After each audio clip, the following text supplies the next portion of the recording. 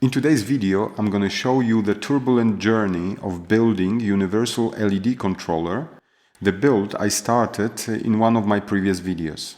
You will see the ups and downs and whether I managed to get it to work. Barely. Ready for this? Then stick around.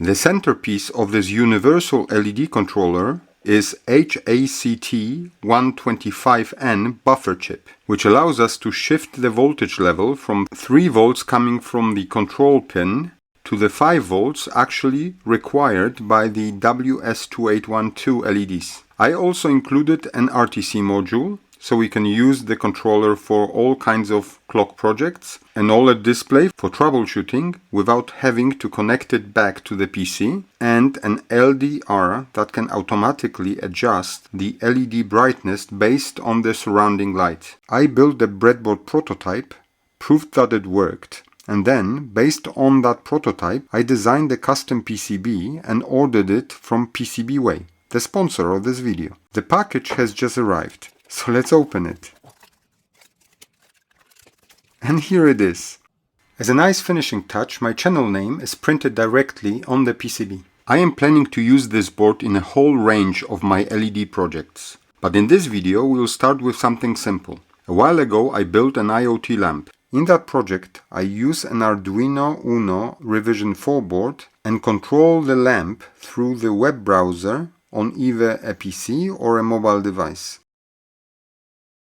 The microcontroller was quite bulky and didn't fit inside the lamp enclosure, so I wanted to replace it with something much smaller. I decided to go with ESP32 Super Mini microcontroller. At the same time, I wanted to introduce a more user-friendly interface by controlling the lamp through the custom Blynk app. I immediately started assembling the board by soldering all the necessary components. I won't go into the design details here. If you're interested in that, check out my previous video where I explain the whole concept in detail. Now let's plug in the microcontroller, the RTC module, and the level shifter. Before using this board in any real project, we need to test it.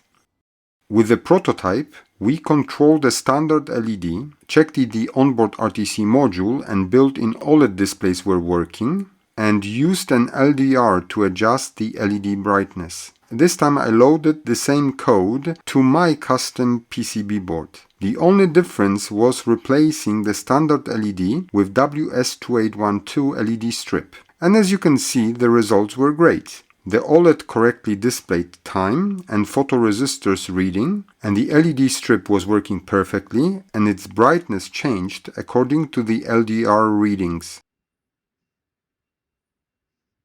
So an overwhelming success, right? Not so fast.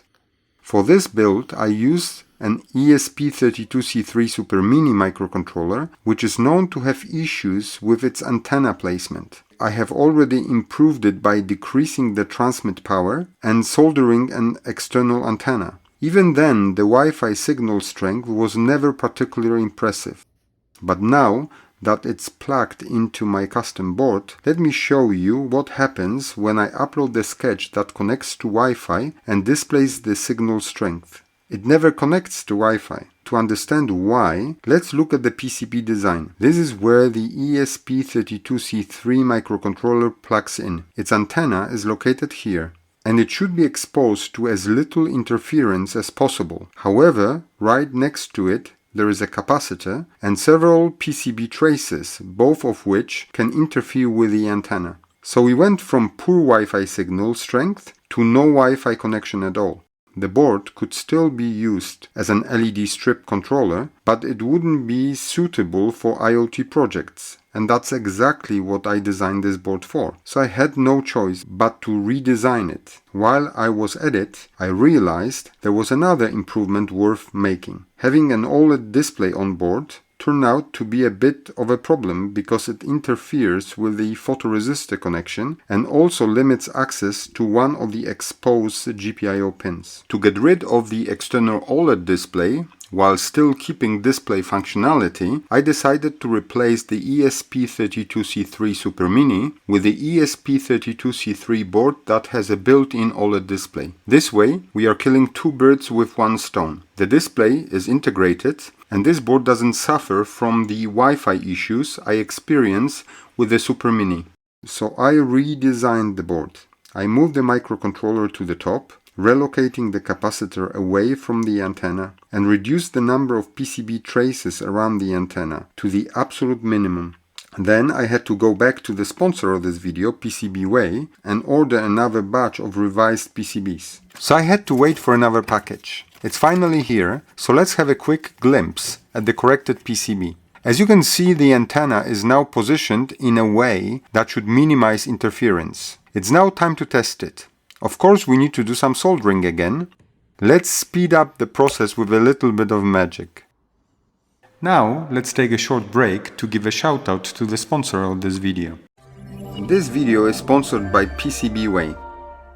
PCBWay specializes in high-quality, low-volume PCBs at very affordable prices. Whenever you need standard boards, aluminium, flex, HDI, or other advanced PCBs, they got you covered. They also offer PCB assembly, 3D printing, and many other manufacturing services. So when you are working on your next electronics project, make sure you check them out.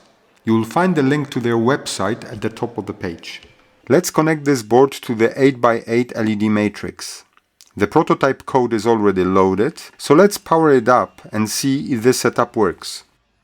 Shoot! The OLED display doesn't work. The LED matrix lit up, which is a good sign, and it responds to changes in the photoresistor, so at least that crucial part of the design works. So what the hell is wrong? Finding the cause of the problem wasn't difficult. The RTC module communicates over the I2C bus, which on this board uses GPIO4 for the clock line and GPIO1 for the data line. I also included the connector for one additional external I2C device. What I had not considered was that the built-in OLED display on the microcontroller is hardwired to GPIO5 for SDA and GPIO6 for SCL.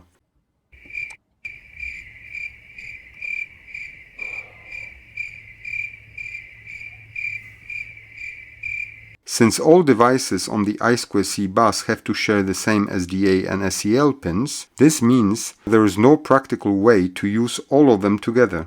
And that's a major problem. The good news is that the board itself is working. In fact, we can prove it. Since we still have an external I2C connector, let's plug in external OLED display instead.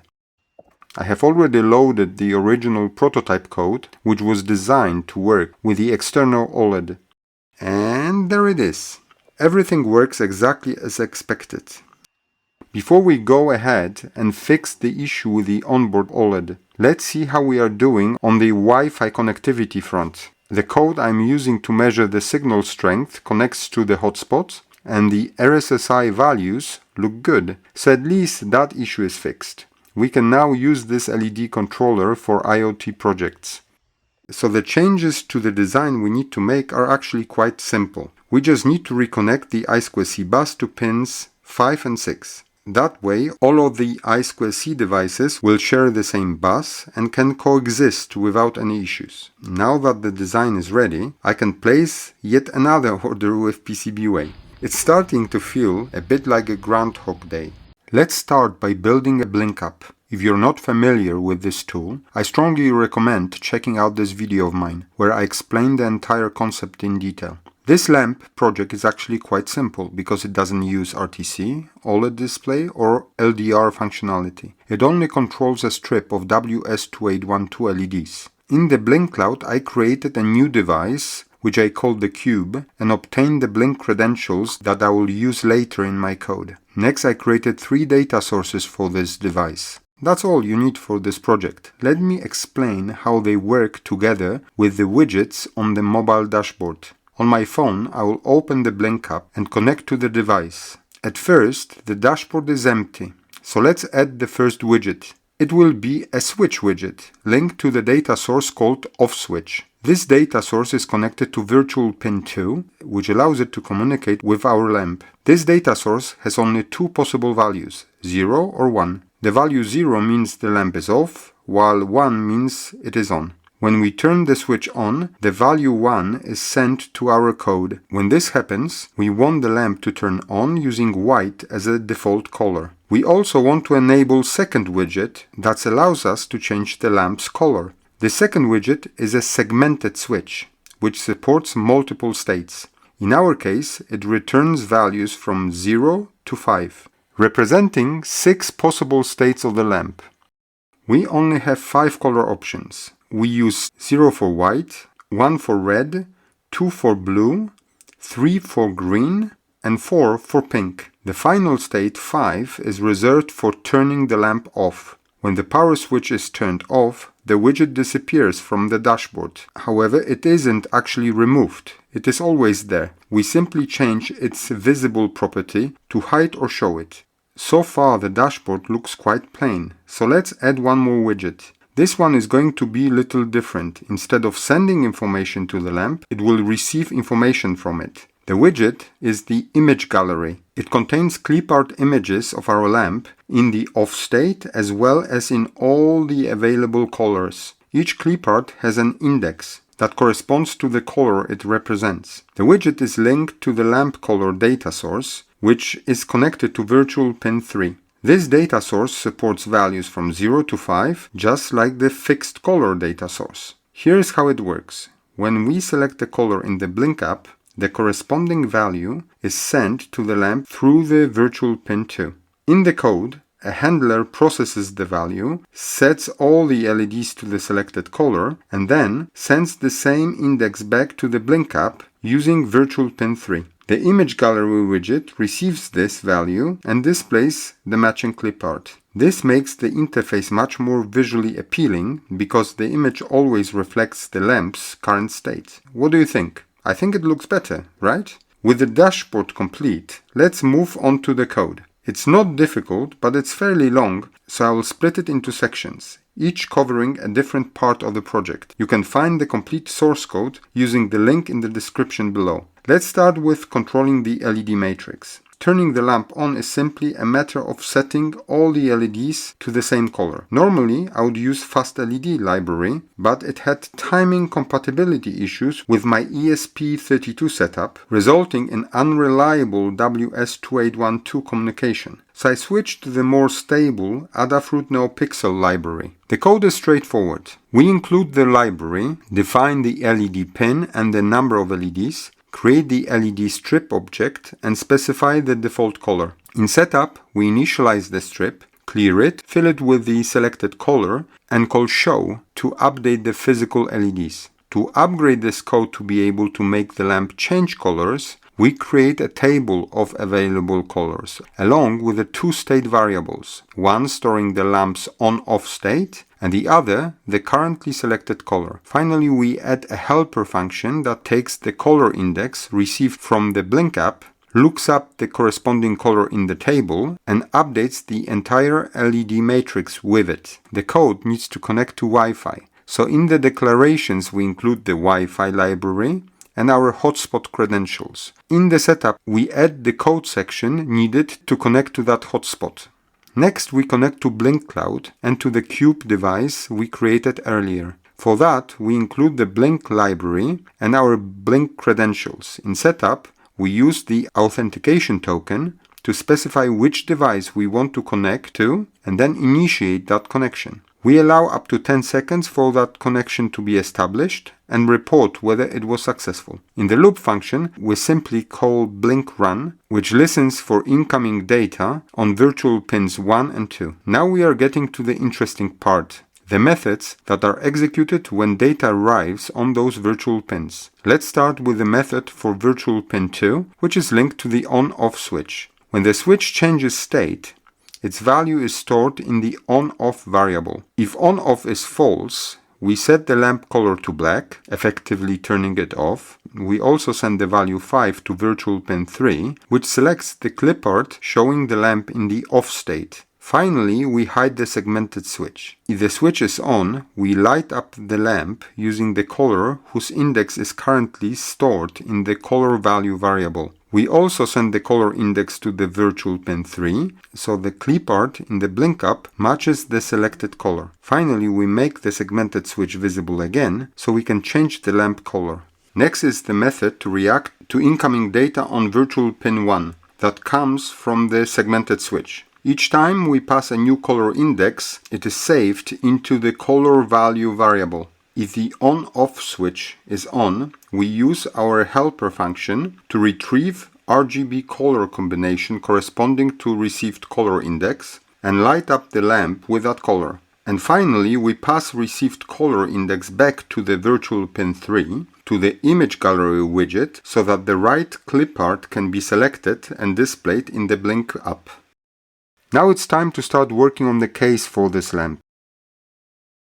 I have reprinted the lampshade to make it more solid.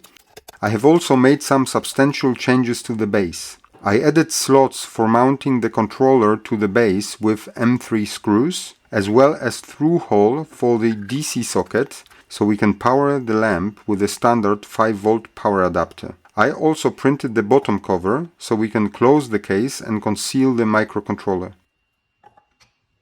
With all the components ready, let's assemble the lamp. Let's start by screwing the LED controller into the base. Once that's done, we can use double-sided tape to mount the LED matrix on top of the base. Using DuPont wires, I will connect the matrix to the dedicated connector on the PCB. Now let's mount the DC power socket. Once that's done, we can connect it to the corresponding socket on the PCB. Let's close the bottom of the case with the cover we previously printed. We can now mount the lampshade.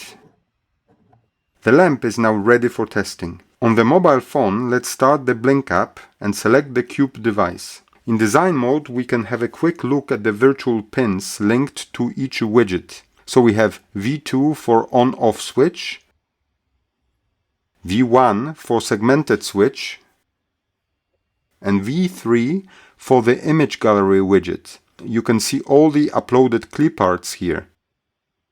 Let's now power the lamp with a 5V power adapter. The lamp doesn't light up, but this is by design, as it is turned off in the Blynk app. Let's use the on-off switch to turn it on. And it lights up nice and bright with white light. Let's go through all the available colors. They all look great. Let's turn the lamp off and turn it back on. I couldn't ask for a better result. Phew! I managed to get my LED controller to work despite all the hurdles along the way. The corrected design is already on its way.